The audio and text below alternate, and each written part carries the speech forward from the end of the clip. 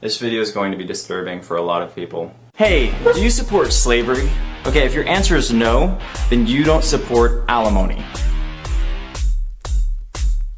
Well, if I kill myself, at least I don't have to pay my ex-wife anymore. That says a lot of good things for all the people who have been supporting me all this time.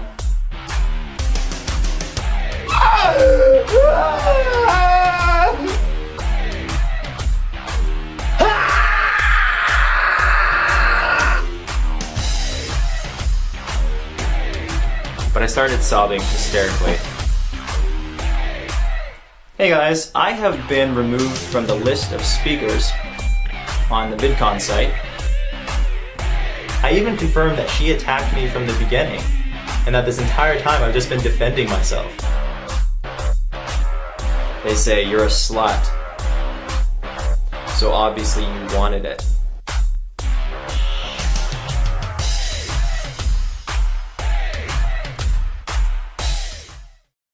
Today, we examine a YouTuber by the name of Onision once again. He is considered by many to be the most hated person on the platform YouTube, and that judgment can very well be considered to be true.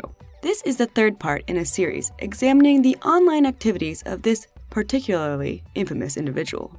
Part 1, we discussed his divorce with his wife Sky and the origins of his YouTube career. In Part 2, we discussed the chaotic and, in my opinion, abusive relationship that he had with a Canadian pop star named Shiloh. And in this part, we will cover the beginning of him acquiring his next partner during the year of 2012. The best way I can summarize the year I'm going over in this part, aka 2012, is with the term damage control as well as jealousy. It is not the pure horrific chaos that was the previous year. Instead, Onision took this year to try to convince his audience that everything he had done thus far was justifiable. Onision's public image was hurt due to his actions while dating Shiloh, and despite his early success on YouTube, around this time he began to drift away in popularity from those who he had previously been colleagues with. Greg couldn't ignore the idea that many people did not have a positive image of him, including other successful YouTubers, and would spend the next year trying to vindicate himself while establishing himself as the true victim. He failed at that, in my opinion. What he did succeed at was that he did find the perfect uwu victim in a new underage person. This person would be known at the time as Taylor Anderson. We are in the year 2012. Greg began the year by wiring Shiloh $1,100 to get a new passport. In Greg's head, they were totally gonna get back together, but instead, Shiloh used that money as well as the money she got from pawning off her engagement ring to get an Xbox. As I said, this year brought Onision a new main victim. Before meeting Greg, Taylor seemed to be a normal high school girl, with dreams of having a rich YouTuber daddy and going on trips to Fiji. Spoiler, everything will be completely different about Taylor from this time to the present, and not at all in a positive way. Before I get into the video, people have varying opinions on how to address Taylor, as Taylor is now Kai and trans and go by he, him, but I will refer to them by their identity in 2012. I think it's important to note the changes in someone over time when being in a relationship with someone like Greg. I also want to give the sense of what it was like to watch these events as they happened. Taylor had spent the previous year tweeting Greg a worrying amount, but Taylor started 2012 by tweeting that their New Year's resolution was to go vegetarian and to have Onision in their life. Taylor writes, "My hashtag 2012 wish is for @Onision to be a big part of my year." Looking back at these events, Kai described himself as a creepy fangirl. Taylor's wishes would come true in less than 2 months. Onision himself decided to start his new year by bashing Alimony on social media on January 2nd. Note, Onision has been divorced for somewhere around 2 years now. Greg cannot let things go. I mentioned this in previous parts. An important trait of Mr. Jackson is that Greg overshares. Why he felt the need to give intimate details about his divorce to his young audience is confusing to me. But most of Greg's actions are confusing to me. Here's an example of one of Greg's social media postings about alimony. Alimony, for the greedy/shameless exes who never really loved you. The real turning point in the Onision drama came on January 8th with a video titled, Horrible Rebound. In part 2 of this series, I went over the chaotic 3-week relationship Greg had with a then 26-year-old named Adrian. Not able to just move on or to leave it out of the public eye, despite it ending the previous year in mid-September, Greg attempted to further go after this woman with this video. Greg started the video by saying he wants to talk about rebounding because he does not want his viewers to make the same mistakes he made. Hey, I want to talk about rebounding. The reason I want to talk about rebounding is for the sake of everyone watching this, so they do not make the same mistakes I have made. In the video, he explained rebounding as rebounding involves two parties, normally, where one party has lowered their standards significantly due to them being lonely and desperate, and another party is taking advantage of that fact and dating them even though under normal circumstances that person would never be with them. He proceeded to say that months ago he got out of a heavy relationship and was lonely and desperate. The deadly combination. He then listed the number of people this person slept with, as if anyone cared. I decided to date someone who had slept with over 20 people prior to me, 18 men and 3 women, according to her. He says that even though she slept with 4 times the amount of people that he had, that he overlooked this and still dated her. He also talked about how he has sex for love. She never really had sex for love other than 3 times, which should have been a problem because I only have sex for love. He also said she was previously a druggie and an alcoholic, and may even still be an alcoholic. He then said, this individual decided to spread a bunch of lies about me, which should have been a flag when I read the lies she told about her first boyfriend, or one of her first boyfriends, where she cheated on him. And the fact that she cheated on someone should have also been a flag to me, but again, I was rebounding, desperate, and lonely, so I overlooked that. He says everyone told him not to date her because I talked to my mom, I talked to my sisters, I talked to my friends. Everybody was saying that it was a bad idea to be with her, because in their opinion, she was a total whore. To be only 26 and to have slept with over 20 people is ridiculous. I like how he used other people as a scapegoat for calling her a whore. He went on to say that he forgave it. Because she came up with a story saying, oh, I thought that was all I was good for, and that's why I did that. You sleep with people because you think that's what you're good for? Like, how low do you have to be to resort to sleeping around? It's really all too much information on some girl nobody on YouTube had seen, and Greg made up a lot of lies about her. One of those lies being that Greg said that this girl tried to marry him over the internet. And then she tried to marry me. She tried to marry me within 60 days of meeting her. Maybe it was 45 days of meeting her. Like, I'm not even talking about in person. I'm talking about over the internet. She tried to marry me, and I didn't see this as a big problem. I was like, well, I think we should wait at least a year. Which, Greg was the one who wanted to marry her right away. He also said that she bragged to all her friends that she got with the Banana Man. I know she was bragging to all her friends about who I am, the Banana Man.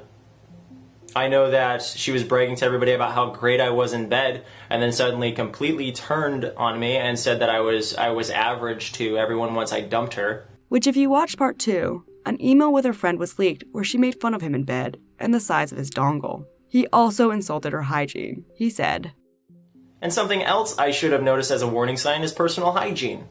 Why didn't she wash herself? Horrible, horrible stench when we made love for the first time and the second time. I even got baby wipes.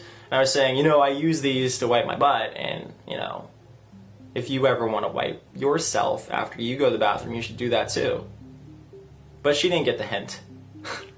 The video is disgusting, but the worst part is Greg addressing the fact that Adrian had said she felt pressured into having sex with him, which Greg says. And of course, she goes to insinuate that when we did make love, that I was forcing her into it, that I was pressuring her into it, and she didn't really want to. That's funny coming from someone who slept with over 20 people. That's really funny. You shouldn't be extremely sexual with someone if you don't plan on being sexual with them, and then turn around and be surprised when they had sex with you. He concluded the video with, I know people who go through are far worse off than I am. But I laid down thinking I was with one person, and I got up realizing who I was really with. And I felt extremely violated.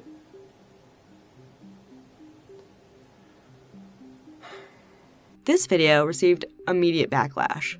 The main takeaway from it was a line about Greg doubting he had pressured the young woman by pointing out the amount of previous partners she had, and insinuating that it made it unlikely. This led Greg to be labeled as a slut-shamer and a rape apologist. This would ultimately lead to a great drama Greg had with the upcoming 2012 VidCon later in the month. Not only did Greg shame this woman in the video, He also continued to go after her on social media, and on January 8th, Greg posted this. I once made the mistake of sleeping with a woman who slept with 18 men and 3 women prior.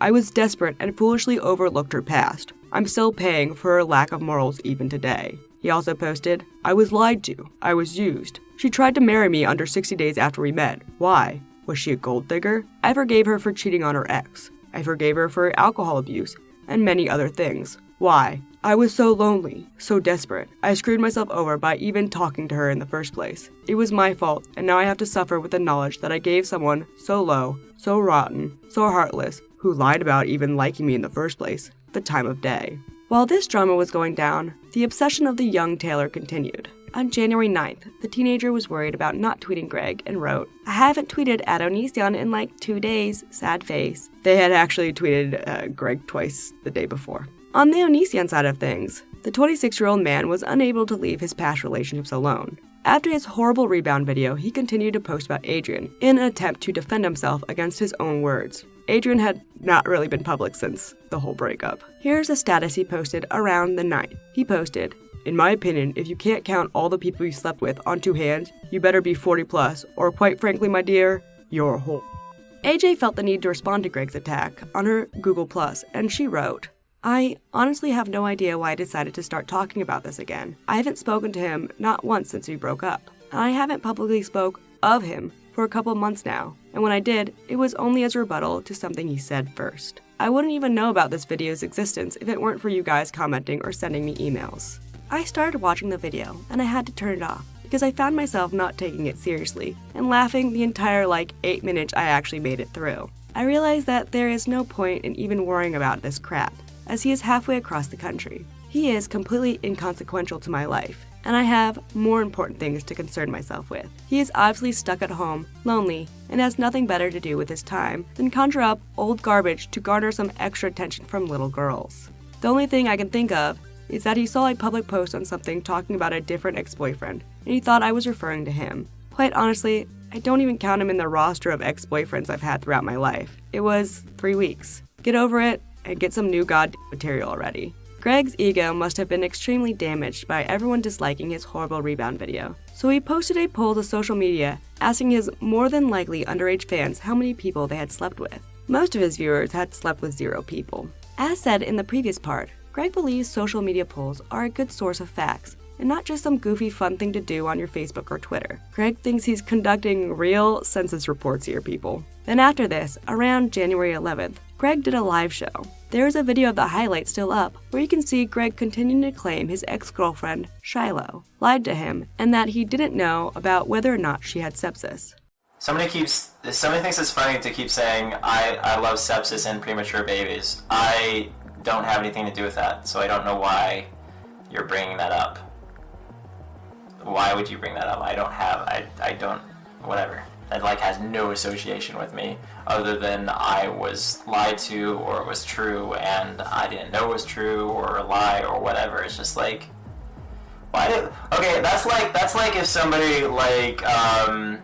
that's like if someone says to Hillary Clinton, oh, I cheat on my husband, oh, that's what I do, when she didn't cheat on her husband. He cheated on her. So why is there a discussion over him doing something when he or she had no idea about it? Very bad example, I guess. I don't know. I'm just saying I'm being blamed for something that has, no real relevance to me because I was completely oblivious the whole time. So, I don't know. I'm eating for nothing. He then danced around in his underwear. Do you ever have any insecurities when posting videos, and if so, how do you deal with them? I disable comments, I disable ratings, and I say, you know what, I don't care! This video is stupid! Even though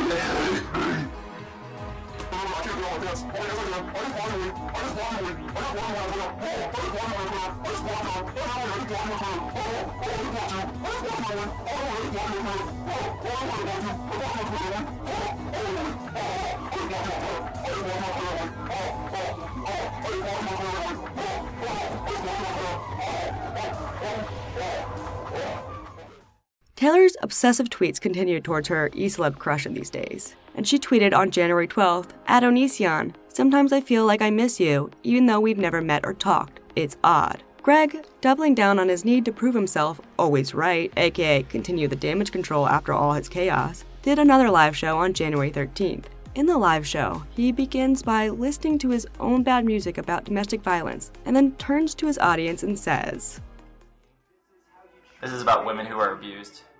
You can't beat me." If you guys didn't know, I'm pretty hardcore women's rights. Most likely convincing no one except 8-year-olds that he is a good defender of women's rights. Lacey Green, a sex-positive YouTuber at the time, responded to Greg's obvious shaming actions on January 15th with an article titled, "Onision the Slut Shamer." This article is a more humorous look into the abusive character that is Greg, calling him an enormous ignoramus for his flawed beliefs. She wrote, "It's obvious to me, and many of you, that Greg is full of shit. He decides some arbitrary definition that sounds good to him and shames viewers who don't fit his wacko framework. My favorite part is when he turns around and abuses viewers who respond with hurt and disgust. Some of that 'you had it coming' rhetoric we rarely hear. Wow, what a cool guy. I love it when people impose their made-up holier-than-thou morals on my sex life." Lacey would not be the only person on YouTube to criticize Greg over the coming years. Greg tried to further his attempts at damage control for the horrible Rebound video, and on January 16th, he posted a video titled, "My Foolish Words." He started the video by announcing, "This channel is not about making me look good. It is not about boosting my ego. It is about me being honest and transparent to all of you." And in that, I have to admit a mistake that I made quite a few days ago. Greg continued by saying the horrible Rebound was taken out of context to make him look bad. What I did was I insinuated that people who sleep around don't really have a right to say that somebody pressured them into having sex, considering the odds are stacked against them. This is ridiculous. It doesn't matter how many people you have sex with, you can still say that someone pressured you into having sex and have merit in saying that. He says real victims hear that all the time from the person that made them a victim. It's ridiculous because people who are actually victims hear that all the time. From the people who made them victims, from other people who don't know what the hell they're talking about. He says they say, "You're a slut. So obviously you wanted it because you're a slut." He then said it doesn't matter, you could still be violated, even if you're a prostitute. He then apologizes to everyone that he hurt by saying these things. It doesn't matter if you're a slut. It doesn't matter if you're a paid prostitute even. You can be violated. And you have every right to stand up for yourself if that is indeed what happened. He then wanted to verify to everyone that no one he ever met ever accused him of rape. So to everyone I hurt by suggesting otherwise, I'm sorry. The topic I was specifically referring to, I have made very clear. No one I've ever met has accused me of rape. And so I shouldn't be insecure about being called whatever names people choose to call me, people I've never met in my life. Everybody knows, or most everybody knows, it's a ridiculous accusation considering my stance for such a long time on rape. I despise rapists. He then continues to say that rape is the worst crime in his opinion. Rape is the worst crime in my mind. The only thing that competes with that is genocide. He ends the video with another apology. I'm sorry, I'm humiliated. And for everyone who lost faith in me, I completely understand. You deserve so much better than the trash that I fed you. So whether you forgive me or not, I'm sorry. However, despite Greg's best, yet still bad, efforts, the damage was already done. To possibly distract either himself or his viewers, Greg put on yet another live stream on the 17th, where, the only way for me to describe it is, Greg goes nuts.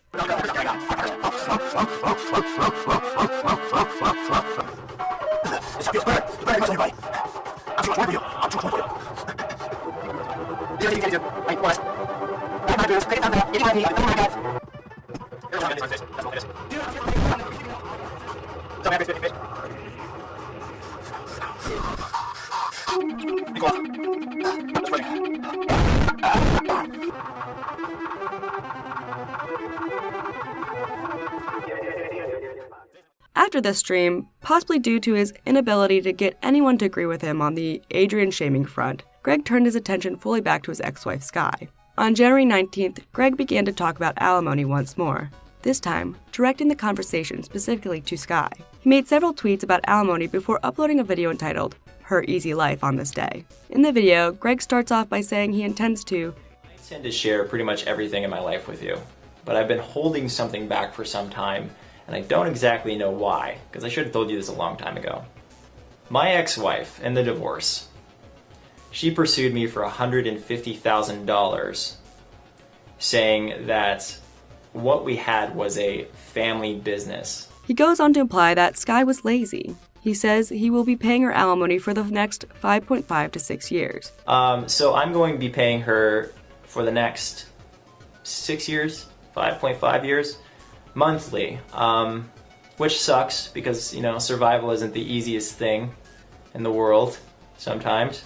He then says she ended up with $90,000 over the course of 6 years, which is less than $30,000 a year, Greg. Greg concludes if you ask someone to sign a prenup and you fall for them, crying and telling you you never loved them. That's the reality, guys. When you ask someone to get a prenup and they cry, saying that you don't really love them, etc., and you fall for that, you're a sucker, like me. Later that day, Sky replied to Greg in a long Facebook status. In the post, Sky says the past year and a half have been the most difficult times she had experienced in her life. She says she got help, talked to family, got legal advice, and found a great counselor to help her through everything. She informed her readers that she now found her true dream and won't let anyone put her down ever again. She says, I refuse to play this continued mind game of an abusive cycle. She says she will keep quiet on her side of the story because she does not want to be part of the drama. She began to receive regular harassment and threats from angry Onision fans. Some of the more extreme threats include death and... After all this, Greg hosted another live stream on that same day, yet again. In the live stream, when he was asked if he would still be friends with Sky, he said he does not want to talk about her because... I honestly don't really want to talk about Sky. Just because, like, we're divorced now, and we both just need to kind of, like, go our own separate ways. So yeah, anything I can say, it wouldn't be good, because I don't have a lot of good things to say about how that ended. He then added that when he filed for a divorce, she fought the divorce and lied. Like, I filed for divorce, and she fought it, and lies occurred, and I just don't want to go beyond that, but it was really unpleasant to see, because I'm going into it. I just want to say I'm a consistently honest person, and it's sad to see other people not be so much. He also talked about Shiloh in this stream. And I'm still, like I said, on good terms, or I feel like I'm on okay terms with Shiloh. We're not talking, but we're on okay terms, in the sense that, you know, she was dishonest, and I just decided to kind of disassociate myself, just for the sake of not being lied to and not breaking her heart anymore. Because this is one thing that I do that is cruel to women. I do this, and it's totally not appropriate. I'll date a woman, and then I'll find something that I don't like about her, and then I'll dump her. And then I'll ask her out again, and then I'll find something else I don't like about her, and then I'll dump her. And then I'll find something else, and I'll dump her again and again and again and again. I broke up with Shiloh probably 15 times. He also spoke of AJ in it. What is your worst mistake? That would be my ex. The ex before Shiloh. I cannot look on that fondly whatsoever. I was so disgustingly desperate. And it was, I mean, I made a video of me crying when we started dating. And it's like, who cries when they start dating unless they're really lonely and really desperate, or they're just really emotionally unstable?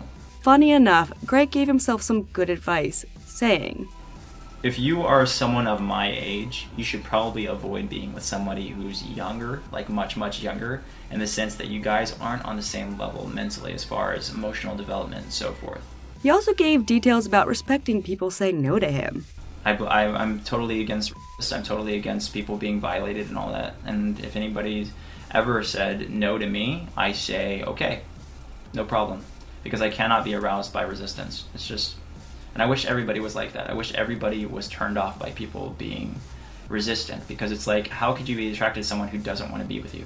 During the ending of his relationship with Adrian, Greg had left a worrying amount of voicemails to her.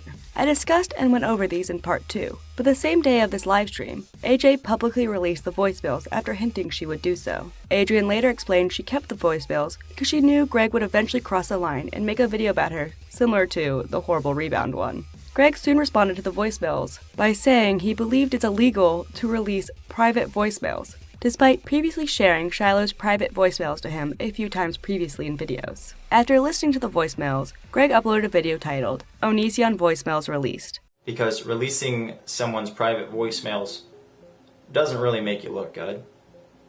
And on top of that, these voicemails only confirm what I've been telling you guys all this time.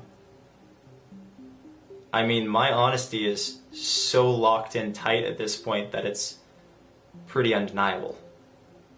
I confirm that she was slandering me. I confirm that I've been telling the truth this entire time. I even confirm that she attacked me from the beginning, and that this entire time I've just been defending myself. People don't want to look at me as a person who's a victim. But now, the evidence is overwhelmingly clear. He tells the haters that are now fans. Welcome back. Reactions to the voicemails were mixed. Some listeners believed the voicemails showed how manipulative and controlling Greg was, while others thought it showed how loving and lonely he was. Greg's drama continued the very next day after the voicemails, with Greg tweeting about Judge Judy. Greg tweeted, "Where is Judge Judy when I need her? Even if she said I was wrong, it would be an honor to be ripped a new butthole by that gorgeous woman." These tweets would lead to some more fascinating stuff, foreshadowing, one might say. While trying to suck Judge Judy's virtual pee-pee, Greg also posted multiple statuses regretting his relationship with Shiloh, saying that she was the only woman who truly loved him. He writes, "Most people hated her, telling me to leave her. But they didn't get it. She taught me what it was to really love someone. I would give my life for 5 happy years with her. Just 5 fucking years. I would give my life. Shiloh was the only one I dated who ever loved me." Due to Greg's attacks on his exes, popular YouTuber Damon Fizzy began to tweet at Greg about how damaging he is and how his life is a mess, writing, "At Onision, I realize your life is a mess, so you try to destroy everyone else's lives around you. But it's time to grow up and get it together." Despite Greg publicly bashing all those around him, he wanted Damon to write him privately. The hypocrisy. D-Fizzy would continue over the years, and later in 2012, Greg would write a long social media post telling him to leave him alone. But going forward, bad news would hit Greg on January 20th. He posted that he had been removed from the VidCon speaker list. Along with posting about the VidCon disappearance, Greg also emailed Alicia, the sister of his ex-wife Sky, on that very same day, asking her to collaborate with him, and informing her that he's still totally dating Shiloh. I can't wrap my mind around the mindset of a man who thinks you can publicly shame and humiliate someone's sister and expect that sister to want to ever speak to you. Due to his fans attacking Sky, Greg also made his only attempt to rectify his actions with a post asking his fans to not send her rape threats on January 21st. Remember, damage control is the theme of this year. While this was going on, Greg continued the tale that he created in his own head that he and Shiloh were going to get back together again. And around or on the 21st of January, he also posted to Facebook asking her to come back. If you recall in part 2, Shiloh says the relationship was over when she went back to Canada the previous year. 2 days after this post, Sky responded yet again to the hate she was receiving with another Facebook post on the 23rd. She wrote, "I should not have to get on here to defend myself. This is sick and this is wrong." She says everything that needed to be said was said through the court system under oath. She says the court system, lawyers, her counselor, and the judge know what really happened. Everything Greg is saying was already presented to them, and they made their decision. She says this is all in the court documents, and that she takes the opinion of a professional counselor over people that know nothing about her life. She says she had evolved and grown since the dark time in her life. Despite Sky's desire to be private and move on, Greg would continue to publicly bash her over the course of the year. Around the same time of Sky's post, Greg posted a video about him being removed from the VidCon speakers list called Censorship at VidCon vs. at Onision, which was later named Parents vs. Onision. In the video, he explained what had happened.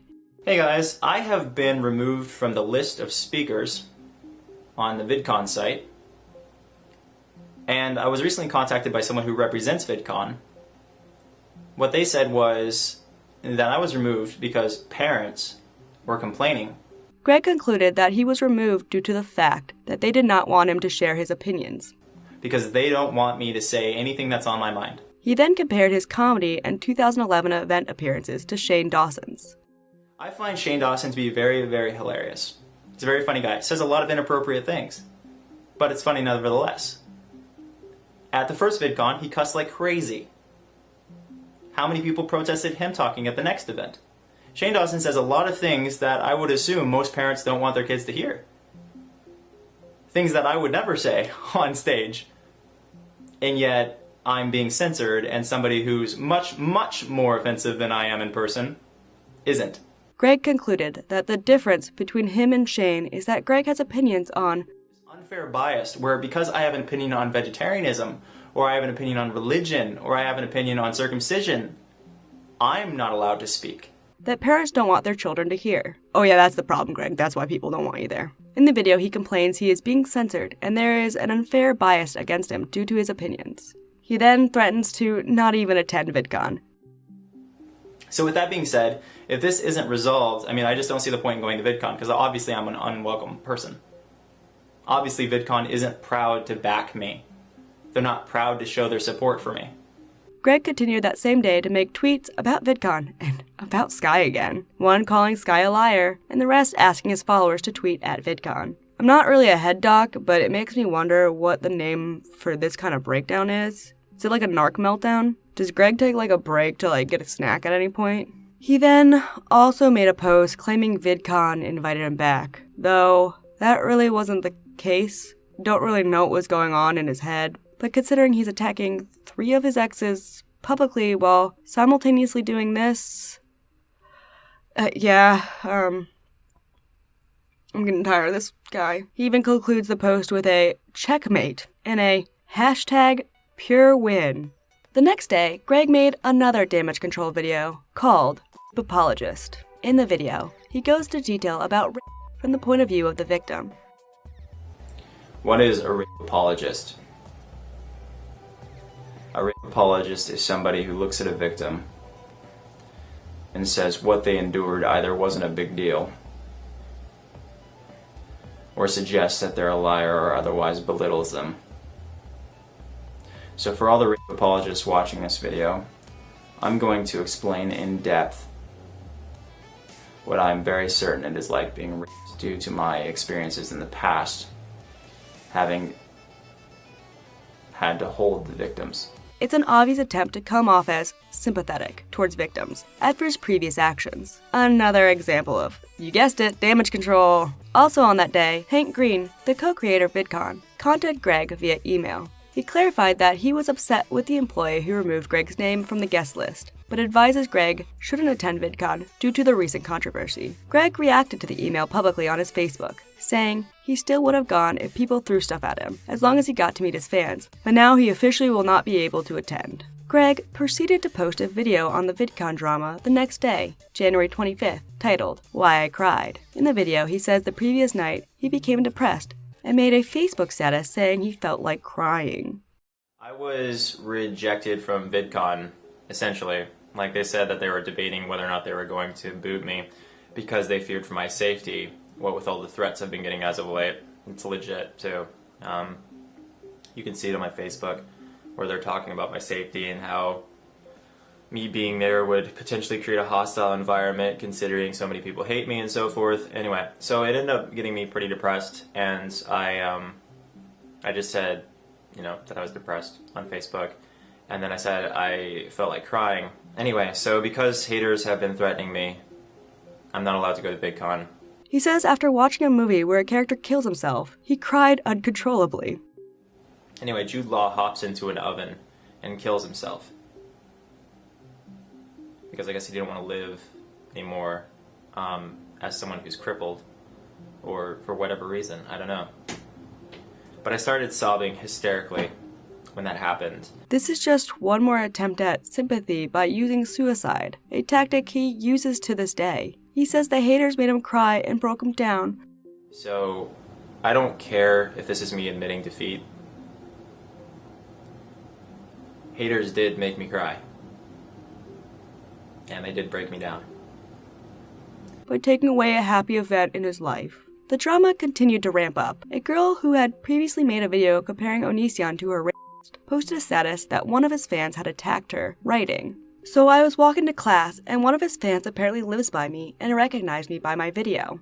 They yelled at me and started shoving me around. They were about 5'9", I'm 4'11", I'm very small. Anyway, I ended up having to defend myself and this cop saw and took care of the situation. This literally happened a few minutes ago." She posted a picture of her bruises as proof, but she eventually privated her videos and left after allegedly being doxxed. I am unsure how true these events are, but I really just wanted to emphasize how insane everything surrounding Onision was. With the beginning of February came the official ending of Greg and Shiloh's relationship, at least in Greg's eyes. Shiloh also was sending mixed messages about the status of their relationship during and between December 2011 and now. She celebrated their anniversary and so on, and it was all very confusing for followers. Greg posted a status that day claiming he was heartbroken, ...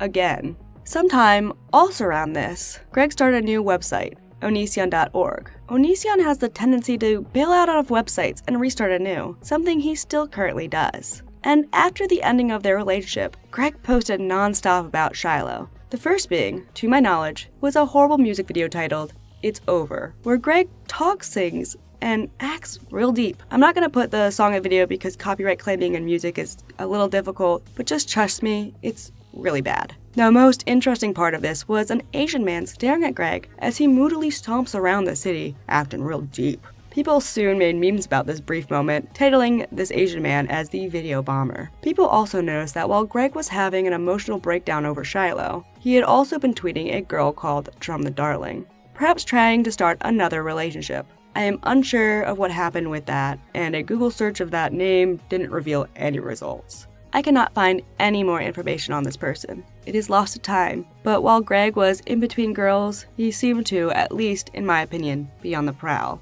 Archiving is important, not to out these potential girls or victims, but to timeline Greg's public actions. Despite Greg's public whining over Shiloh with the breakup, he emailed Alicia again on the 6th. I mentioned this in part 2, but if you want to start a drinking game every time Onision either emails Alicia or Sky, it's a good drinking game. Just take small sips. In the email, he informs her that he moved a video featuring her to his archive. She doesn't respond. Sometime around February 8th, some sad news came for our subject. Greg found out Shiloh found a new boyfriend and began to immediately have a meltdown. He began to publicly accuse her of cheating. He wrote a blog that day titled, "In the Beginning, We Were So Happy," which mimicked the line from his song It's Over. He started the blog, "I am really shocked right now. Apparently my ex has a new boyfriend, which is great and all. But the problem is, it's so soon after I broke up with her that it makes things make sense. A lot of sense." He then went into the detail about lies she told at the end of their relationship and came to the conclusion that she most likely cheated. After these accusations, Shiloh took to her Facebook and claimed she never cheated. Viewers were already suspicious about Shiloh cheating due to her social media. A viewer reached out to Greg via email and sent several screenshots proving she cheated, including corresponding in-a-relationship status changes by Shiloh and her new boyfriend when she was still with Greg. Greg then made many Facebook status and posted 4 images to his website called Cheater 1 through Cheater 4, with proof from social media and their emails that she cheated. There is only one surviving image of Greg's alleged proof, so take it with a grain of salt. Greg then posted 2 videos on the alleged cheating that same day, one titled, "No Sick Days for Onision," and the other titled, "The Truth Hurts, but So Do Her Lies." In the Sick Days video, Greg talked about how he needs to make a comedy video that day. Today I have to make a comedy sketch, even though I just found out that I was cheated on by someone I have loved more than anyone I've ever loved in my life. He said he will act funny for his comedy video to make his fans happy. And now I have to be funny. And I will be. I'll be fucking hilarious. Because that's who I am. In the video, he warned viewers to look for signs when dating and not to let your significant other lie to you. Do not accept them telling you anything less than the truth. And I'm sorry if that advice is bad. I'm a little emotional right now. He said he should have listened to everyone telling him to get out of the relationship. He then said he should be single for a while. Anyway, so yeah. I am still single. still very, very single. Despite what people believe, I am still crying. I am still lonely. And you know what? That's the way it should be for a while. Because now I have a trust complex. Which lasted all of like a few days. At the end of the video, he winces and quickly turns the camera off. All of the proof that he links in the video description are to his old website and no longer work. The next video, the Truth Hurts one, he tells Shiloh he wanted the money he sent her back. We didn't break up until 7 days ago. She's already clearly moved on completely. She got over me that fast. 7 days. And I broke up with her. But I broke up with her, so she's supposed to still be heartbroken, upset and everything. She's already moved on, like she never cared. I'm still single. And I broke up with her. Shiloh, I want my money back too, by the way. The $300 that I sent you to get your passport to come home, I want that back. And then the other $300 that I sent you to get the passport money, or to get the passport because you lost you got the first $100 stolen and then spent the other $200 already. And then the $1,100 I sent you, I want that back too for the rent. And in the future, when you're with somebody else, you better let them know that you're a cheater.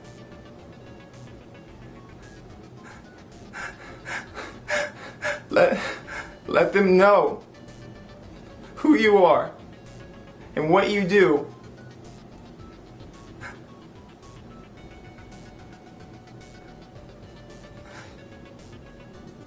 Anyone with two brain cells to rub together should wonder why he felt the need to post about this publicly to hundreds of thousands of people. But here we are. Along with the videos, Greg also allegedly texted Shiloh so that he could insult her on just one more outlet. We know about this from Facebook posts Shiloh put out. He texted her, "You cheated on me. I never want to speak to you again." It's like, you can't let anyone who's ever interacted with him move on. He does this with everybody. Shiloh during this time seemed to just want to be on good terms, also posting on Twitter she wants everything to blow over and to get her things back from him. So, remember when I mentioned Judge Judy earlier? Well, on February 10th, Greg announced he was planning to take Shiloh to court. He announced this on Facebook, saying he wanted Judge Judy because she eats liars alive. This little stunt of his would persist over the next couple of days. After this, on the 12th, Shiloh turned to social media to defend herself once more from Greg's constant barrage. She made a Facebook status saying she was mentally, physically, and verbally abused by Greg. She detailed many of the same things I covered in part 2, but new information came from her replies to the comments. In the comments, she replied to someone, telling them Greg never beat her, but that he pushed her hard into a doorframe when she was pregnant. She said she was trying to give him a hug when he didn't want one.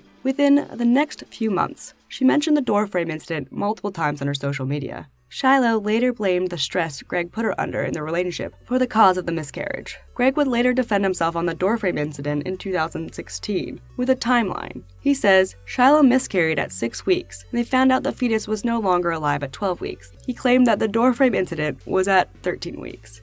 Me killing an unborn baby. So, first off, we found out that she miscarried at about 12 weeks. And the pushing happened at about 13 weeks. The pushing was after she body slammed the door. In a later 2016 video, Greg claims the doorframe incident occurred at 12 weeks. Allegedly, she also claimed that I pushed her into a doorframe, which caused her to miscarry their unborn child. Once again, whenever there were any physical altercations, I called the police right after to ensure I had done nothing wrong. And of course, this doesn't mention all the physical things she did prior to me getting her away from the door so I could close it so she would leave me alone. I've already laid out in previous videos how impossible it would have been for me to push her into a doorframe and how odd it would have been for that physical altercation to have caused the death of a child which she was not pregnant with, considering the child she was pregnant with had already passed 6 weeks prior, as observed by the doula on an ultrasound. So 6 weeks into the pregnancy, the fetus dies. At 12 weeks is where we had the physical altercation, where she was body slamming my door, and I got her away from the door so I could close it. While Shiloh was forced to defend herself, Onision went on the prowl again, and that same day tweeted out, "Soulmate, where are you?" Taylor responded with saying, "Here," and Greg DM'd her with, "You really think you're my soulmate? If so, ... what makes you feel this way?" There are also screenshots from this time between Taylor and a friend, where Taylor wrote, jokingly, that they wanted to kidnap Greg and another person named John, and then they would all fly out to Paris. When looking at these leaked screenshots, there was another one from the next day of the convo. In it, Taylor questioned if Greg really loves her, and wished Greg would just tell them. Note, at this time, Taylor is 17 and still in high school, and Greg is 9 years her senior. Along with Taylor being a possible future partner, during this time, Greg started working with a girl named Kasha Fox. When going through the timeline, I was unable to find more information on her, and a Google search does not provide much information. But there are screenshots of Greg interacting with this new person. On February 14th, Greg emailed Sky, this time accusing her of only being interested in his possessions. In an attempt to try to gain sympathy, she doesn't respond. He writes her, "Things got really screwed up beyond repair, but this'll forever be adorable, check attached. I wish you didn't lie, steal the contract, leave my home a mess, all that ruined our future, let alone me abandoning you, calling us a mistake, so many things have been said, destroying everything we were. Were you really out for my possessions? Is that all you cared about?" The next day, according to the Life of Onion wiki, Taylor's daily tweets to Greg ended, probably due to them talking privately. One day after this, on the 16th, Shiloh posts a blog trying to apologize titled, "I'm sorry." Greg did not accept her apology and proceeded to call her cheating scum. It's funny since Greg emotionally cheated on Sky with Shiloh and continued to have infidelity issues over the years. Rules for thee and not for me is relevant to Greg. Okay, so then back to the Judge Judy stuff. Greg finally addressed what he was talking about with a video on February 17th titled Judge Judy, Onision vs. Shiloh, and uploaded it to his Speaks channel. In the video, he informs his audience that he just got off the phone with people at Judge Judy. Hey guys, I just got off the phone with some of the people at Judge Judy. I mentioned briefly before that I was going to contact Judge Judy about being conned out of almost $2,000 by my ex-girlfriend, and it turns out they're interested in my case. The only question is whether or not we can get that old Canadian down here to see some American justice. He believes she will agree to it because she believes she is right. She's pretty set on believing whatever she wants to believe, and so maybe by the end of the month we will have Judge Judy telling us who is right. Maybe it's me that is 100% honest, like I've been telling you guys all this time. Or maybe Judge Judy will side with the Canadian, who knows? He says he will bring plenty of evidence supporting his case. The point is that I'm going to bring plenty of evidence, and I'm going to bring plenty of statements and so forth, supporting my case as usual because I am a man of evidence. In the video, he announces he will be suing her for the $2,000 he was conned out of. He also says that if he wins the case, he's going to donate the money because it's tainted. At the end of the video, there's white text telling his viewers to cross their fingers in hopes that Shiloh will agree to be on the show. Shiloh replied to the video with several statuses on her Draculo Facebook fan page. Her initial reaction being, "Ha ha ha, what the fuck?" She goes on to say that she feels hurt that Greg wanted to sue her for the money she already told him that she would pay back. She says most of her stuff is still with Greg, and she had to sell her few possessions so she could buy food. She then says she is currently sleeping in her father's shop because she's currently homeless. A few minutes later, she makes another status, asking what Judge Judy would say after she found out about the horrible things Greg put her through. Later that day, Greg posted an update to an unknown location, stating that Judge Judy will not be taking the case, because they do not work with Canadian citizens. Same exact day as the Judge Judy post, "Get your drinks ready." Greg sent Sky an email. In the email, he begged her to respond and to help him with his finances.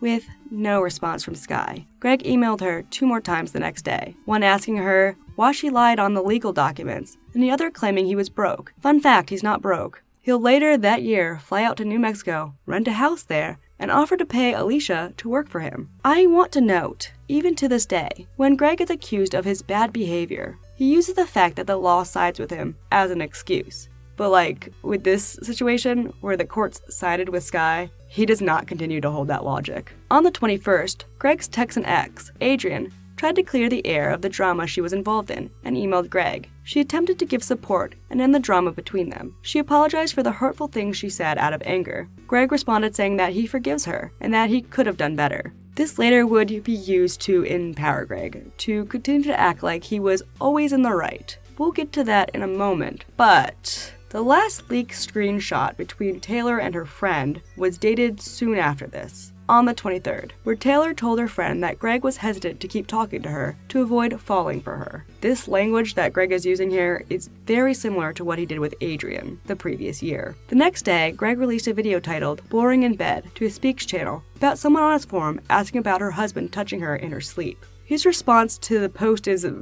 telling. Some lady posted to onision.net/contact complaining about her husband touching her in her sleep. And my concern with this is, aren't you married? Like, aren't you supposed to be sexual with each other? Like, it's not like some stranger is touching you in your sleep. It's not like someone who isn't supposed to be touching you in your sleep is touching you in your sleep. It's like your friggin' husband. You're supposed to be like sexually exciting and explorative and awesome with them, right? You're not supposed to be all like reclusive and don't touch me. Don't touch me. It's only appropriate in the missionary position and when we're only trying to procreate. Like, it's like, what is up with this weirdness? You'd think after the apologist controversy, Greg would consider his words a little more carefully, but no. Next, the relationship between Greg and Taylor became official, though privately, on the 27th of February. Greg had to consult a lawyer to see if he, a 26-year-old, could date a 17-year-old. We now know all about this thanks to the leaked conversations that will be posted later in 2012. Greg emailed Sky again, February 28th, with his court-mandated alimony payment. The receipt comes with the statement, "You agreed and have no honor." We are now in March, and after officially dating Taylor, Greg informally proposed to the 17-year-old over Skype by saying, "You know I'm gonna marry you, right?" People noticed around this time that Greg had begun to wear something like an engagement ring. Greg did not address fans' suspicions of him finding a new partner because he was now claiming he was totally gonna keep his personal life private. Hint, he doesn't. Also at the beginning of this month, Greg began to campaign for something called King of the Web. It was a competition among content creators on YouTube to win a cash prize. Greg posted on various social media, asking his fans to vote for him. His campaign started out fairly strong, being second to Marzia Bisognin, PewDiePie's current wife. Greg's early success in this competition is very similar to his YouTube success, dwindling. I mentioned in part 2, Greg and Shiloh at the very end of December in 2011 adopted a dog named Nibbles. Despite Greg ranting often on social media about loving animals, he did not keep his commitment to his adopted pet. And on March 3rd, Greg uploaded a video titled, A Better Home. In the video, he attempted his best manipulation tactics by feigning upset. So where does this leave Nibbles, exactly? It leaves Nibbles in a really situation. Because now that my ex has made the decisions that she's made, there's no one here except for me. He even went so far as to bring up the fact that he allegedly attempted suicide for pity points. The reason I'm not a good pet owner is because November 17th, 2007, or November 14th, 2007. Every day in my life is just bonus. He concluded the video by saying he will make a couple of Encore channel videos with Nibbles, then that will be it. Greg, just FYI, a dog isn't an accessory. The dog would eventually be adopted by a family. People speculated that Greg got rid of the dog because of what happened next. That is, on the 8th of March, Greg met Taylor in person for the first time in New Mexico. After this, he rented a home down in New Mexico in order to be closer to the 17-year-old. In 2019, when talking about the first time they met, Greg says it was definitely not love at first sight for him. He says that when he was looking for a relationship after his ex-fiancée, he wasn't going for looks, he was just going for a good person. He said he wasn't excited about the relationship until later on. Kai, aka Taylor, says it was love at first sight for him. He says he was excited when they met. What a romantic. It was later revealed by Taylor, now going by Kai in current year, that was indeed their first meeting. But viewers at the time noticed that Greg's filming location had changed. Soon, after meeting his future spouse for the first time, Greg achieved official meme status. But not in the way that was in any way positive for him. Audience were laughing at him, not with him. On March 12th, Greg uploaded a video titled, God is Real? In the video, he answered a viewer's question, how would you react if God was real? The first thing I would do is, oh my God! Oh! Oh! Oh God! A good number of fans took notice of his stomach rolls and body acne and commented on the video about them. Right after this, enraged by the comments, Greg uploaded a video titled, Me and my zits. In the video, Greg is shirtless and begins to compare his fans' reaction to his previous videos to Shane Dawson's fans' reaction to Shane's chest hair. And I guess everybody was supposed to be offended by it or grossed out by it or something because he had this insecurity, but everybody actually embraced him because they are not assholes like my Onision Speaks audience. Minor percent of my Onision Speaks audience are complete assholes, where they judge people for being imperfect. He points out his body acne and complained that commenters were saying his body was repulsive. Ew, ew, ew. Some people decided to comment saying, ew, look, you're fat. Ew, your body's repulsive. Ew, ew, ew. He then says they failed to reflect on themselves and that he guarantees everyone that called him fat. I guarantee you the people that comment saying that I am fat are nowhere near as skinny as I am. He walks back and says he will reply to the commentors. He says when people sit down, their stomach rolls up. Down, because when you sit down, your stomach rolls up. Makes those little fat things. He begins yelling and saying, This is my fucking body! You see it? This is my vegetarian body! Ah! He ended the video with, So thanks for watching, guys, and haters. They hate themselves, and that's why they hate on you. Bye. if you are a follower of Onision drama, this vegetarian body thing became a meme. And even PewDiePie, the biggest YouTuber, made a joke about it at one point. I am vegan body! Vegan shovel! Hints at Greg and the young Taylor became more obvious to drama followers on the 14th when Taylor tweeted about sleeping next to someone they loved. These details might seem small and minuscule, but they add up to paint a bigger picture. Drama arrived at Greg's doorstep again on March 23rd. On that day, he got into a fight with his fellow YouTuber and friend, Sear. Sear and Greg had previously been roommates and worked together on many videos.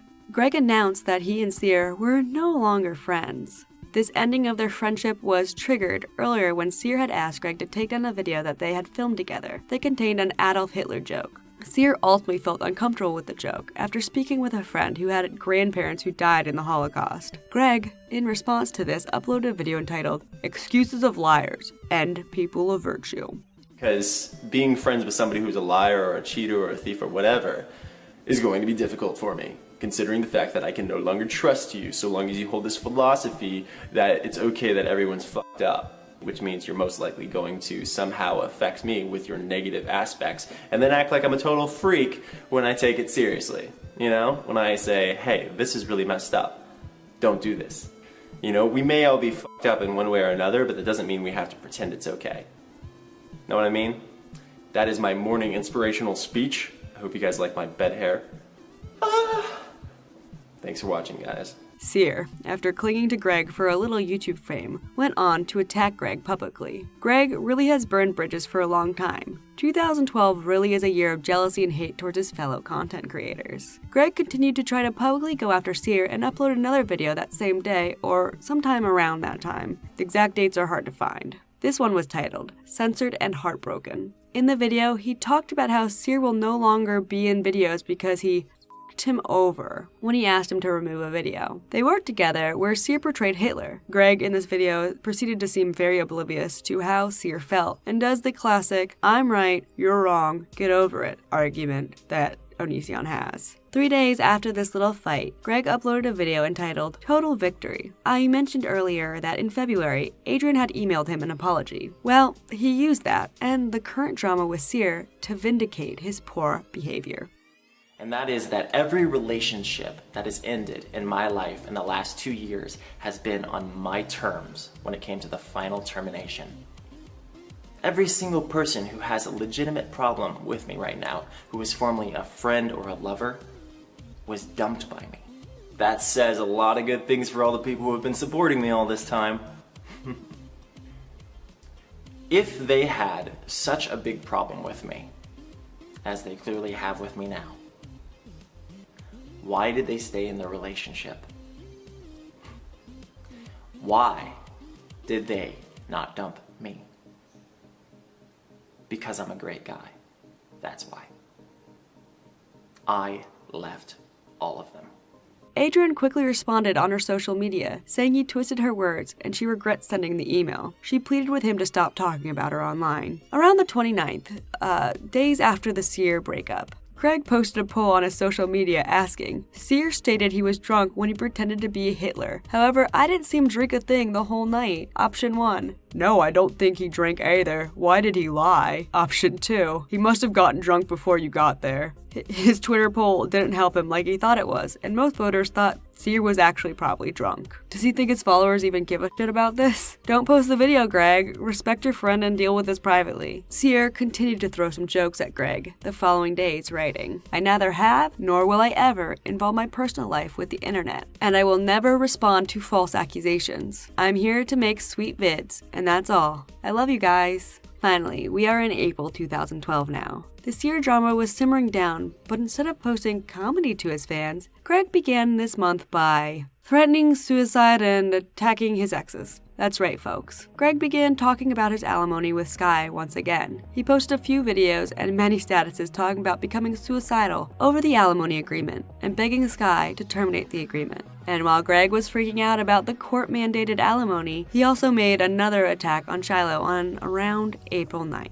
Greg posted during this time 2 polls on his Facebook asking fans if they think he should upload footage of Shiloh having seizures to prove she was a liar. He explained that he would give her a robot voice filter and blur out her face. The poll revealed that his fans wanted him to release the footage. In response, Shiloh went to her Draculo fan page and asked Greg not to upload the footage of her memory loss, threatening legal action. Greg didn't end up posting the videos, but I can't imagine wanting to move on and having someone with a massive fan base threaten me for months after suffering a loss of a child. Also around this time, he made a video titled About Public Humiliation. This is a summary I found on the Onision drama Tumblr. Chronicles of Humiliation. Apologizes for publicly humiliating people, while rehashing all the reasons why he publicly humiliated them in the first place. He apologizes, but also defends himself and says why he publicly humiliated these people. States once again that he'll keep his personal info to himself. Then talks about his ex-girlfriend's ex-wife and says the only reason he spoke publicly about them is because they did it first and because his ex-wife stole from him. Also mentions Chris Crocker drama.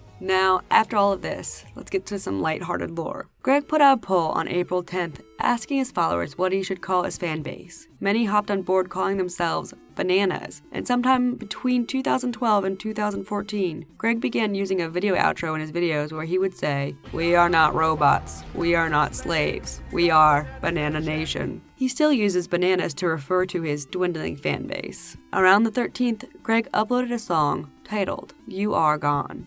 The video has been wiped from the internet to my knowledge, and actually I do not know the date of the upload, but the audio track of the song, sans the vocals, was uploaded to SoundCloud on the 13th. According to the Life of Onion wiki, the video was another song about Shiloh, another obvious attempt to garner sympathy and distract viewers from his poor behavior. The description of the video on the Life of Onion wiki reads, the odd music video consisted of Greg filming himself singing outside and throwing rocks down hills. In the video, it is clear it was filmed outside the New Mexico home he rented to be close to his girlfriend, Taylor, while she was in high school. Some speculate Greg may have tried the singing and screaming vocal combination for this song to imitate Taylor's music tastes. Greg deleted all traces of this song and does not have it available to buy or stream on any music sites, as his songs usually are, despite Greg's need to rehash all his old drama. A few days later, on the 17th, he tweeted about how he loves someone. Taylor retweeted it. Greg would go on to make another similar tweet the next day, and Taylor would retweet that as well, giving those following closely insight into the secret relationship. Alright,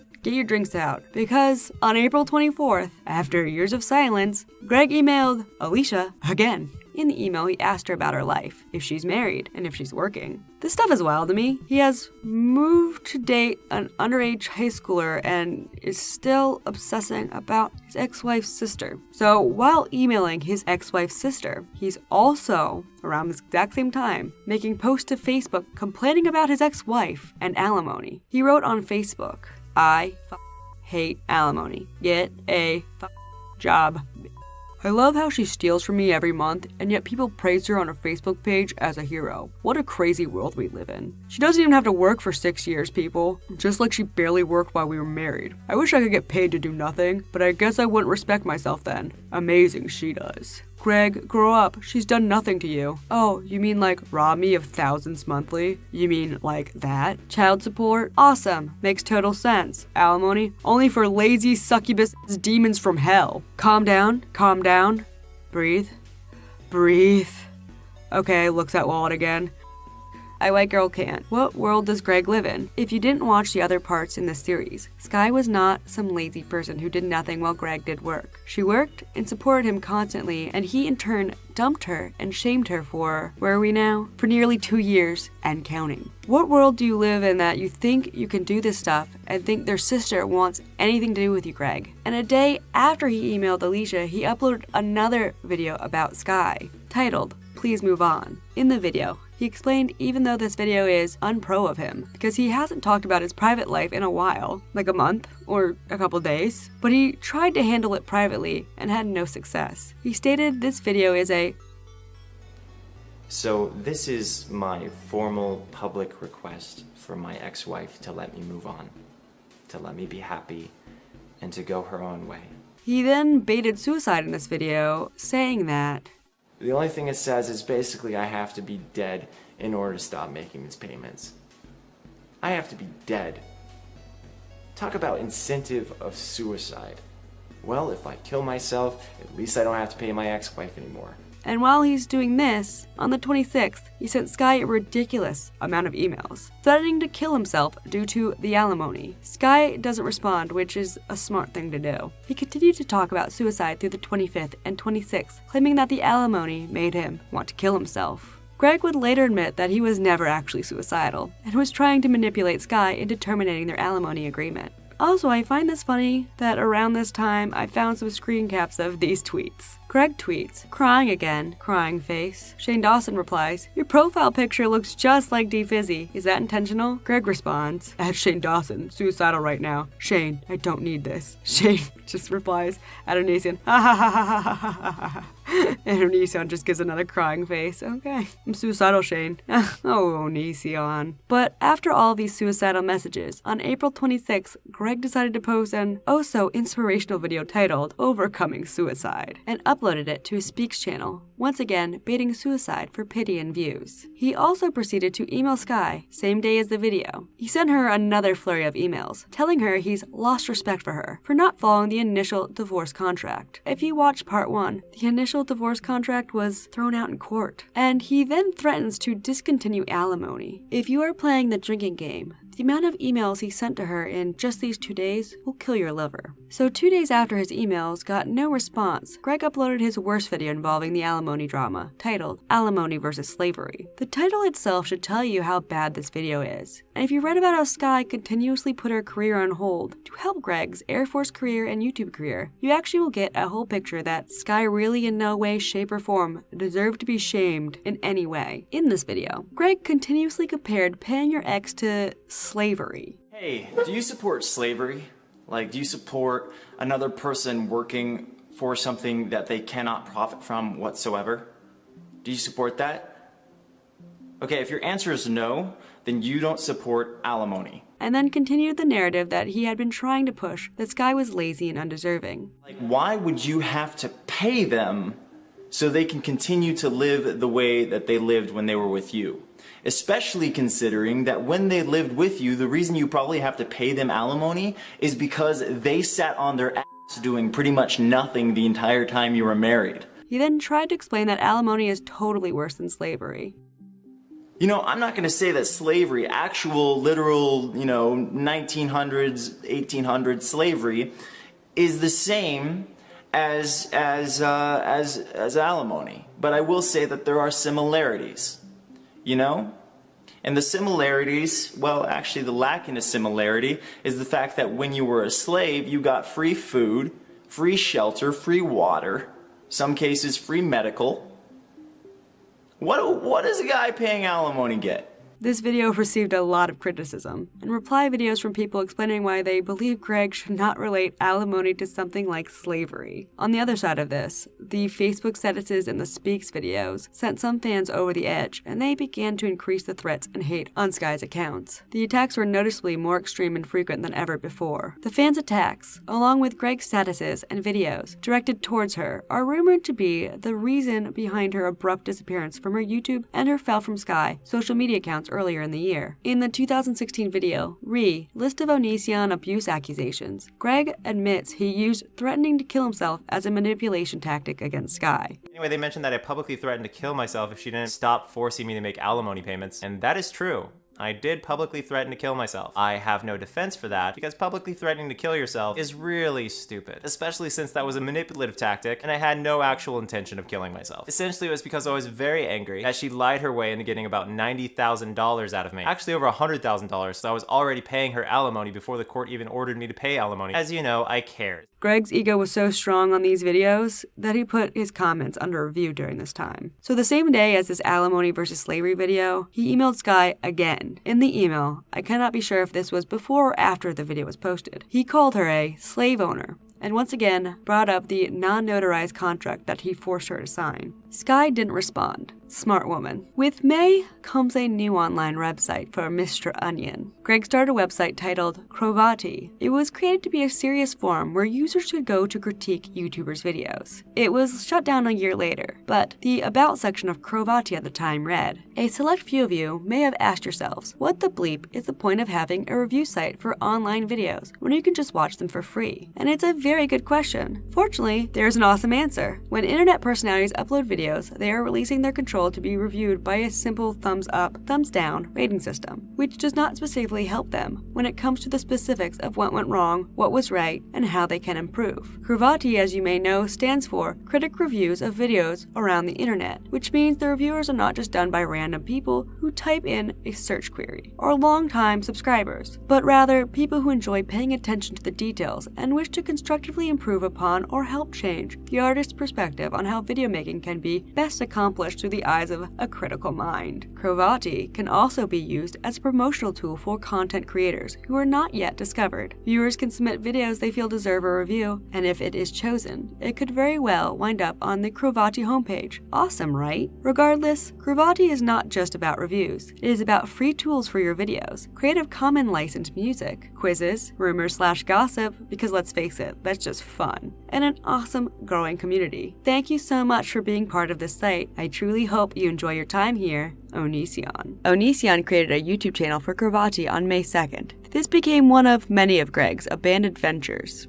Also this month marked Onision's beloved fiancé, Taylor, graduating from high school. I also mentioned the King of the Web earlier. Greg was attempting to run for it, but I guess he wasn't winning, so on May 7th, he posted a video titled King of the Cons, telling his viewers he had dropped out. In the video, he talks about how he thinks King of the Web is just after the money.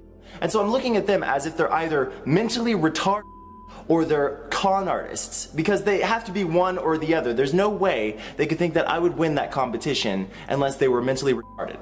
And, you know, they obviously wouldn't think that I was going to win the competition if they're a con artist, right? Because they would know there's no damn chance. This is my theory. King of the Web is about making money. You know, they say they're going to give you $7,500 for winning the competition. Meanwhile, they're accepting, you know, votes in the form of cash to multiply those votes, thus compensating for their loss and probably ending them in profit. And on top of that, they allow you to donate some of your winnings to an organization, and that way they could probably, I don't know for sure, but they could probably write it off on their taxes, and therefore offering them even more profit, right? Anyway, so yeah. That is why I do not talk to King of the Web anymore. That is why I want nothing to do with King of the Web anymore, because I feel like they're not very honest in the sense that they told me I could win when they know damn well there was no chance in hell I could have won. I did find an article written about it. New media rock stars talked about King of the Web and Onision's accusations, writing, "An internet contest that rewards people with upwards of $7,500 for putting out videos is bound to be met with some skepticism. Recently, King of the Web user and YouTuber personality Onision criticized the contest in our YouTube upload titled King of Cons. In the video, Onision claims that King of the Web was offering voters the opportunity to buy votes to increase their favorite YouTube celebrities' ranking. Onision asks, "Why would you give money to some contest that someone can win when you could just give money directly to the person?" Furthermore, user Highest Angel on the official Onision message board claims that they are trying to make money out of other people's videos by offering the illusion of prestige with a little cash reward. In reward, they get tons more cash back and website promotion, and ridiculous profit for doing jack all. That is not a service. It's like a illegitimate scheme, leeching off of other people's success, getting promotion for their site, and cash is all they are concerned with. The article goes more into how the money was dealt, but what I think happened was Onision wasn't winning, so he claimed it was all some kind of money scam. Just my thoughts. I think Boogie won, but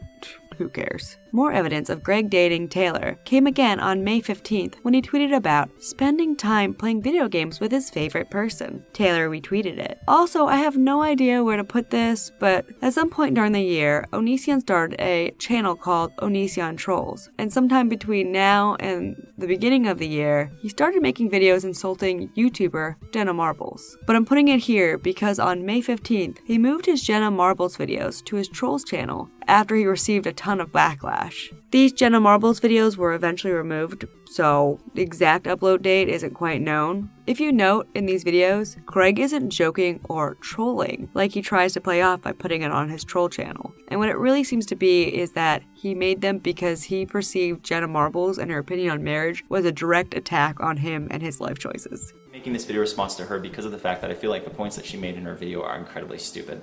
And the reason I feel they're stupid is because I have a lot more personal experience than she does, most likely, because if she had the experiences I did, she would not be saying the stupid shit that she's saying. First of all, she said that you should wait about 10 years, or at least she's going to wait 10 years before she even considers getting into a marriage situation with someone because of the fact that she feels like it's just a smart thing to do. She apparently thinks that she's going to live forever. That's the impression that I get from her. First of all, Jenna Marbles, let's say that you and I are dating, which I don't want. That's gross. It's really gross. Wait till you're 50 or 60 to finally settle down. First of all, not everybody lives till they're 50 or 60. But secondly, so you're suggesting that they die alone there.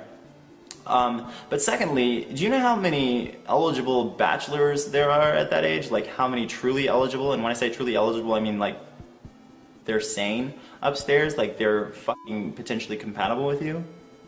There's like 0. And the reason there's like 0 is because all the good ones are taken by the age of 50 because they're not dumbasses who have shitty opinions on marriage. And they decide, okay, I want to start a life with someone. She's asking people to waste their entire youth on fucking chance.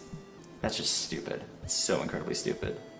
Not everything is about you, Greg. Greg did something else around this time, because he decided that he suffered from yet another injustice. This injustice involves what I like to call the Save YouTube arc of Onision's online presence. So let me sum up the Save YouTube. This is a little intermission in the relationship drama. So according to the Life of Onion wiki, Save YouTube, or hashtag Save YouTube, was a movement Greg started when YouTube tried to turn into a movie and television show site in addition to a video sharing site. The movement also tackled other issues, such as subscriber counts going down, when YouTube began removing dead and bot accounts. 3 years before Greg's little movement, there had already been a similar movement named HuluTube that Greg had mocked and criticized in the past. As of late, I've been hoping to become more popular, so I made up another conspiracy about YouTube. So thank you for watching. Evil Disney and evil YouTube have joined forces. Now, if you're one of the YouTube partners who thinks this does not involve you because you have 40 times the amount of subscribers that I do, you're wrong. YouTube is becoming the next HuluTube. There is no you in YouTube. By 2012, Google began attempting to turn YouTube into a movie streaming site, and content creation YouTube channels began to suffer. Greg began a series of videos called hashtag Save YouTube, where he rallied viewers and YouTube creators to spread the word and to tell YouTube to stop changing the site. Hey guys, YouTube used to be a pretty fair system. If you invested a lot of time in a video, you would normally see some pretty decent results when you uploaded them. It's incredibly screwed up that YouTube has been this way as of late, because not only is it hurting the big YouTubers, but it's hurting the small YouTubers who are trying to become big. YouTube responded to Onision's movement May 24, 2012. I have no idea when Greg started this movement, but the article talking about YouTube responding to him was not kind. Like, nobody really cared about Onision's little hashtag. How's it feel, Greg? I'd like to let you, the listeners, know I read every post during this time on the Onision drama Tumblr, and so on the 24th, I noted a post saying Onision had his sub rank drop even further. Maybe that's why he started the Save YouTube. So during the Save YouTube arc, Taylor's ex posted a story detailing the teen's obsession with Greg. In the post, he gives little details nobody really cares about, but what is interesting is that he writes, several months before we broke up, she developed an obsession with Onision, and she started calling him Greg, and then apparently broke up with the ex after that. A high school relationship not panning out is not a big deal, but Taylor's obsession with Greg is worrying. Never date your fans. Onision broke the golden rule. On May 27th, Greg started his Uh-Oh Bro channel. It was initially a failed gaming channel, but it did eventually go on to be Greg's most popular channel, and its first to hit 2 million subs. June rolls around, and with June coming in, Greg left New Mexico and began a long-distance relationship with his underage partner, Taylor. In a Draw My Life video made by Greg, he speaks of how Taylor's father was not a fan of him. And now let's talk about Mr. Grump. Knowing I was now dating Lainey, Mr. Grump wanted to meet me at Olive Garden. We'll say that's an olive. Does that even show up on this? Stupid green. So Mr. Grump is sitting across the table from me at Olive Garden. Our conversation was kind of chill at first, but then his eyes started turning red. He started getting teary because Mr. Grump decided to threaten my well-being. Despite my relationship with Lainey being legal, he also threatened to put me in prison, despite, again, our relationship being totally legal. Despite Mr. Grump, we continued to be in love regardless. At one point, I texted Mr. Grump letting him know that I was going to marry Lainey regardless of what they had to say, and that if they didn't accept our relationship, it was going to be very awkward for them. Mr. Grump was in Lainey's life permanently. Me marrying Lainey would make me in her life permanently. You see what I mean? Mr. Grump basically told me to go F myself, and a marriage between Lainey and I was basically never gonna happen. And so, because his fiancée was underage, Taylor's family did not like him, and therefore he left New Mexico. Get your drinks ready, guys. Greg emailed Alicia again on the 6th, asking if she wanted to hang out. And on June 8th, Greg started another abandoned channel, this one called Vitavius. I'm gonna say Vitavius. On the About page, Greg described the channel as, I basically take what Onision Speaks used to be, and I bring it here, for the sake of entertaining the people who are still interested in me being serious. The only video on the Vitavius channel was Go Daddy Sucks, which is uploaded the same day the channel was created. In this video, Greg complains that his web host, GoDaddy, shut his website down because he violated his database agreement when his site became too big. The video is no longer available. The channel only had that one video, and Greg eventually deleted it. So, remember Cravati, one of Onision's other failed endeavors earlier in the year? Well, on June 10th, Onision would post his first and last video to the Cravati YouTube. This video was titled Grow, and it had comments and ratings disabled. It was a 12-second video and was a welcome video. According to the Life of Onion wiki, in it, Greg said, Hi, this is my first series vlog on Cravati. This is also my last series vlog, hopefully ever. Bye. Brave and empowering, Greg. This was not his last serious video. Later that month, on the 21st, or around that time, Greg posted on social media claiming GoDaddy officially destroyed Onision.net. Greg writes, Sad night, ... GoDaddy officially destroyed Onision.net. I tried to optimize the table/delete data for the sake of getting the DB down to the size GoDaddy demanded. They didn't like how popular it became due to it being on a shared server. But when I tried to do so, the database failed altogether. I was using standard tools designed to optimize the DB without error, so it's odd. I had a pro look at it, and they said it was GoDaddy's fault. If you've ever tried to have them fix a database issue they are at fault for, you'll know it's an impossible task. Never using their service again. Regardless, all hail Cravati. It's everybody else's fault but you, Greg. In reality, Onision was just probably too impatient to figure out how to solve his problems. I mean, chasing underage girls, a lot of effort. Greg continued his attempt at music, and on July 24th, Greg uploaded a song titled, You're Beautiful. It is said he wrote the song for his then fiancée, Taylor, who is known to suffer from low self-esteem. The song was a massive hit among fans, and still highly popular among bananas today, if they still exist. After this, on July 30th, Greg changed his last name to Avero. He previously went by Greg Jackson, and even at one point during his divorce with Sky, he actually tried to change his last name to Sasaska. Fun fact.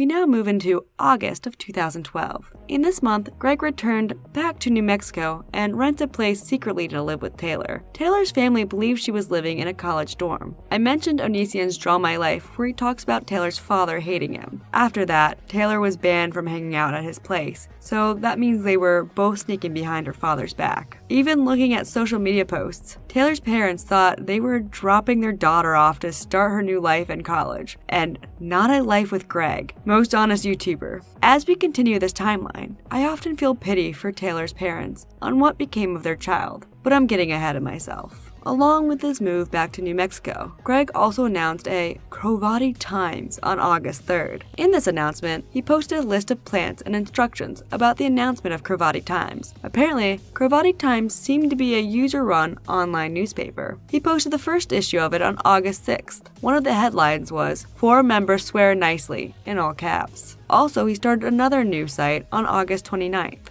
Or around that time. I'm using a Tumblr to find general dates. I don't think they're going to be the exact ones. But this website was called onision.me. August was otherwise drama-free. So on to September. September 10th marked the last issue of the aforementioned Crovati Times. The headline of this issue was, "Ultimate Face-Off Between Forum Ponies and Cats," in all caps. More hints to Taylor being Onision's new partner happened on September 16th, where the young teenager can be seen in Sear's video. And I guess Sear and Greg were cool again. Can't keep up. Shiloh felt the need to defend herself once again, and posted a blog on September 25th detailing every little thing Onision said about her. She literally confirmed everything she said since then. Also during this time, sensitive pictures of her leaked, and to my knowledge, she disappeared soon after this. She even detailed in her defense only Greg had those personal pictures, and it makes me wonder if he leaked them, but I cannot appropriately make that call. After this, on the 27th, get the drinks out folks. Onision emailed Alicia again. This time, he offered to pay her enough to live on if she signs her channel over to him. So dude, he's emailing Sky, Alicia's sister, that he's broke, and then emailing Alicia that he'll pay her a salary. Greg, how the fuck?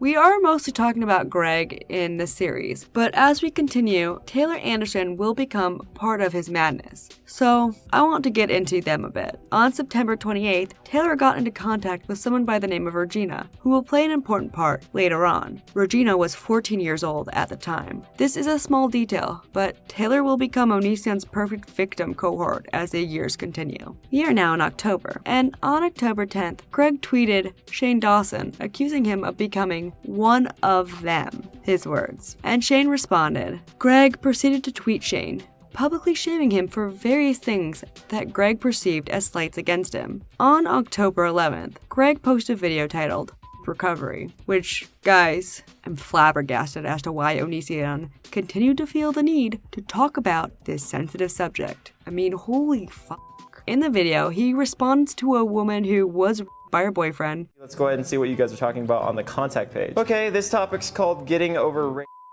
sad. Moving on, a few days after getting mad at Shane for becoming one of them, Shane had a movie called Smiley that he appeared in go to theaters. This year, this saga, damage control and jealousy. Greg was jealous of Shane's success. Just keep in mind if you're getting bored, we're almost done with 2012. It'll get crazier in different years. Greg, on the 13th of October, posted a video advising a girl on her abusive boyfriend. Greg really has an obsession with assault and abuse. After this important video, where Greg talks to his over 100,000K viewers about abuse, he emailed, get the drinks. He emailed Alicia again on the 17th. In the email, he asked if she would like to come work with him making YouTube videos. Greg claimed in the email that their partnership is going to pay more than any job she's ever had before. I thought you broke, Greg. Maybe Greg should have tried one of his other little tactics, you know, maybe the one he's working with Sky. Maybe he should have emailed Alicia 12 times calling her a greedy whore.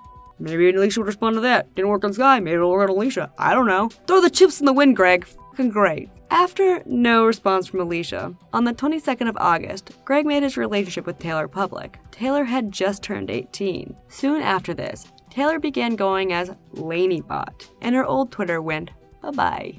People thought that she was going by LaineyBot as kind of a way to be similar to Shane Dawson's significant other at the time. After the relationship announcement, Greg and Taylor got matching 27 tattoos to commemorate the day they started privately dating. So now we move into November. And despite Greg now publicly dating someone, get your drinks ready. On the 1st of November, Greg emails Alicia again. In this email, he begs her to work with him. He writes, "You and I work together perfectly." With no response from Alicia, he emails her again on November 11th. In the email, he asked her to come out to New Mexico to make videos. She still doesn't respond. Lainey and Greg get married 3 days later on the 14th. They did not announce their marriage online, and the teenager kept it secret from their family. The internet found out about the marriage a week later, after an angry ex-friend of Taylor's went to Tumblr to reveal what had been going on. These leaks were on November 21st. A former friend of Lainey's made a Tumblr post announcing Greg and Lainey's marriage to the internet. She also posted screenshots of their text and Skype conversations about Greg and Lainey's early relationship as proof of her claims. I use these conversations to help me map out the timeline throughout this video. This leak also alerted the internet of Lainey's eating disorder, which Regina would later corroborate, stating that there were some days where Lainey only ate Tic Tacs. The leaks also revealed that Taylor's parents did not know she was planning on moving back to Washington with Greg, and that she planned to travel around the world with Greg on something called the Digitour while taking online classes. This leak didn't trigger Onision to respond, but on that same day, 21st, Onision emailed Sky. He asked her in the email to contact IRS about him filing a joint tax return. Sky doesn't respond. Smart girl. Greg emailed Sky again on the 26th, asking if he can pay alimony in bulk, and again asking her to contact the IRS to nullify her 2010 tax return. She didn't respond. Did I mention Sky is smart? And if you thought the drinking game was going to be over, you can't put away your drinks yet. Because Greg emailed Alicia next, on the 29th, asking if she would like to relaunch her channel. Alicia also didn't respond. So we are now in December. Onision started another iteration of the Onision forums during this time, due to some older users of the forum being unhappy with the current forum software functionality. This one is known as Cloud Citadel. YouTuber ragreynolds recently posted a video that goes really into the specific details of the forum. I recommend checking out his video, I'll link it below. After the recent marriage of Onion and Taylor, both Mr. Repsion and Don't Stand So Close to Me made videos at Taylor's parents about this obvious disrespect of them. Nothing was very much publicly interesting in the rest of the year. We end this year on a slow note. Greg posts many videos and statuses against a K-pop song called Gangnam Style. I am sure he felt due to the popularity of the song he would get views, but either due to jealousy of others' success or because he felt the need to be contrarian, he asked fans to boycott the Korean singer. And then, on the 17th of December, Greg, not able to leave his Canadian ex alone, posted a video trying to attack Shiloh and claiming she was an animal abuser. You are going nowhere near that puppy. And the reason I didn't want her to go anywhere near the puppy if I was not able to directly observe her interactions with him is because I know about her history with animals, and I think I've mentioned this before. To her credit, she told me these things were true, and she's a pathological liar, so maybe they're not. I don't know. The first fucked up thing my ex did to animals. She said she took hairspray and sprayed her goldfish and just watched it die. Fucked up thing number 2. She said she once held a small animal and hugged it with her hands so tight that it died, like it choked to death or something. And the third thing she said she did is she grabbed a little small animal, I don't know what it was, I think it was like a mouse or something, and she threw it. She kept throwing this animal over and over again till it died. I don't know why. And lastly, the only thing I can really say I have any direct experience with her and animals with, you guys remember that wiener dog that was in a video or two? We adopted that dog from my ex-stepfather. But one day, I'm in the shower and I hear her freak out. So I get out of the shower and she's scolding the dog, and what does she say the reason for her doing this is? She says the dog literally jumped up and bit her in the vagina. A wiener dog. And the last thing of interest in this year, Greg emailed Alicia on the 18th, asking if she's seen his new content, and again, invites her to work with him. She doesn't respond. So we leave this year with Greg constantly being in shambles, now married, and nobody liking him outside his bananas. I didn't plan to go year by year for Onision, but researching him made me want to log all the stupid things he does. I think it's fascinating to follow him, and as we go forward, I hope you enjoy the ride. It's okay if you don't, but I'm just gonna plug my Patreon here. Here are my Patreons. Thank you so much for donating. And please, there's gonna be a link below for my Patreon if you like detailed lore videos.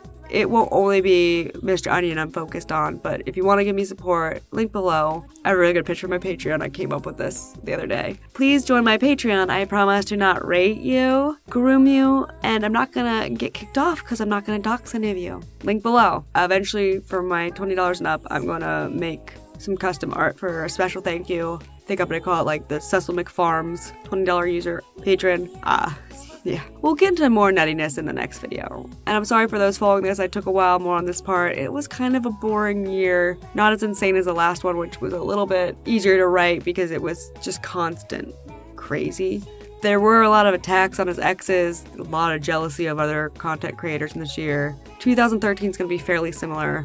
So, I'll see you in the next one. Suffer lightly.